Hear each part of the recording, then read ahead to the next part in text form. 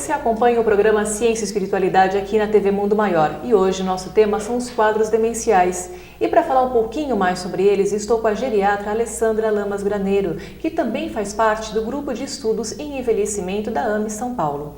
Bom, Alessandra, no bloco anterior, nós comentamos um pouquinho, né? Você deu uma diquinha sobre o quanto que a religiosidade pode ajudar, né? Então, já existem pesquisas ou estudos em andamento relacionando o quanto que a espiritualidade ou mesmo a religiosidade pode auxiliar casos onde os pacientes apresentem algum tipo de demência? Já existem bastantes estudos desse assunto. E os estudos nos mostram que o paciente que tem uma religiosidade maior, ele tem uma progressão mais lenta. E a religiosidade, para aquele paciente, principalmente que está numa fase inicial, que está sabendo do diagnóstico, né, que tem o primeiro impacto do diagnóstico, eles servem como um coping religioso, ou seja, ajuda ele a lidar com aquele diagnóstico, com aquela notícia, né?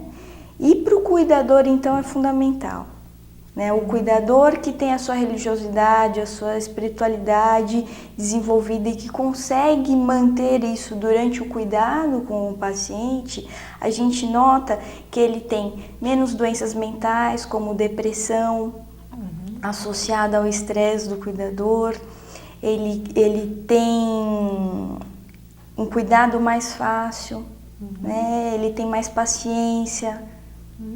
Isso talvez possa até estar de alguma forma, né, relacionado às atividades, né, que as pessoas podem muitas vezes estar inseridas, né, dentro do seu ambiente religioso, né, porque eu acredito que o participar, o fazer parte de um grupo, né, faz uma diferença grande, né, você não se sente tão excluído, tão abandonado, tão sem função, né, que isso pode prejudicar muitas vezes, né, uma pessoa que está, né, avançando um pouquinho mais na idade, não é mesmo? O que as pesquisas nos mostram, assim, o suporte social, sem dúvida, é importante, mas as pesquisas têm mostrado que mesmo a gente isolando esses outros fatores confundidores, a religiosidade, a espiritualidade é fator protetor. Ela sozinha já é um fator protetor. Bom, você fazendo parte, né, da Associação Médico Espírita de São Paulo tem bastante, né, contato, né, com essa questão da espiritualidade, né, no dia a dia, né, dos seus pacientes, né, no caso os idosos, né, como você é geriatra. E o que você pode falar sobre a terapêutica espírita, né? Como que ela pode ajudar esses pacientes? A terapêutica espírita, né, a gente falando da água fluidificada, passes, o evangelho. Você tem alguma experiência já com essa linha de tratamento? Pesquisas científicas abordando exatamente a terapêutica espírita nós não temos.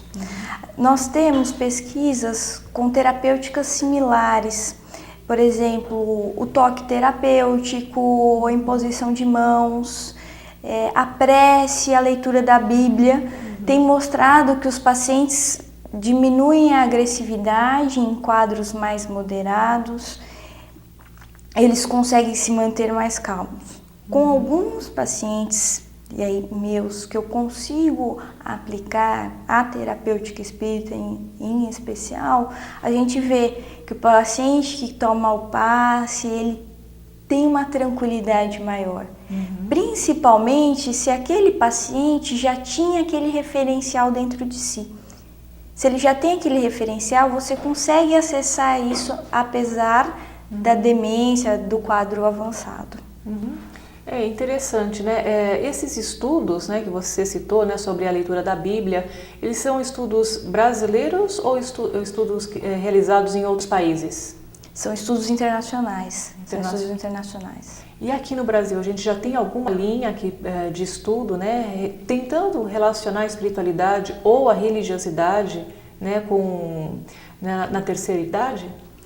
Nós fizemos um trabalho pela Associação Médica Espírita de São Paulo com pacientes em reabilitação na Santa Casa de São Paulo e um também no Hospital da Aeronáutica. Nós podemos observar que esses pacientes mais religiosos, eles tinham um mini exame do estado mental, que é aquele teste cognitivo que eu falei no começo, que serve de parâmetro para a gente fazer diagnóstico, maiores, né? Corroborando com o que a gente vê na literatura internacional. Certo. Bom, doutora Alessandra, no bloco de entrevistas fica por aqui. E você que está em casa já sabe, para enviar sua sugestão, o seu comentário, escreva para nós. O nosso e-mail é cienciaeespiritualidade@tvmundomaior.com.br. Décio, é com você. Muito obrigado, Giovana, e muito obrigado, doutora Alessandra. Muito bem, nós sabemos que até a água parada junta bicho, né? Tudo que fica estagnado degenera. E o nosso cérebro não é diferente, nós não somos diferentes. Se nós ficássemos por um mês deitados numa cama, sem nenhum tipo de problema físico, mas se nós ficássemos deitados numa cama sem nos movermos, quando nós fôssemos levantar, iríamos ter uma dificuldade gigantesca, porque nossos músculos estariam hipotróficos, nossas articulações estariam rígidas, nós teríamos dificuldade de manter o equilíbrio. E tudo isso pelo simples fato de nós termos ficado um mês sem utilizar esses aparelhos fisiológicos. O nosso cérebro é a mesma coisa. É muito importante que, na medida em que nós vamos avançando na idade, nós deixamos de fazer algumas atividades que o nosso corpo não nos permite mais, mas nós passemos a fazer outras atividades. Nós não podemos ficar ociosos, nem fisicamente, nem mentalmente. E a doutora Alessandra falou de uma maneira bastante clara isso para nós.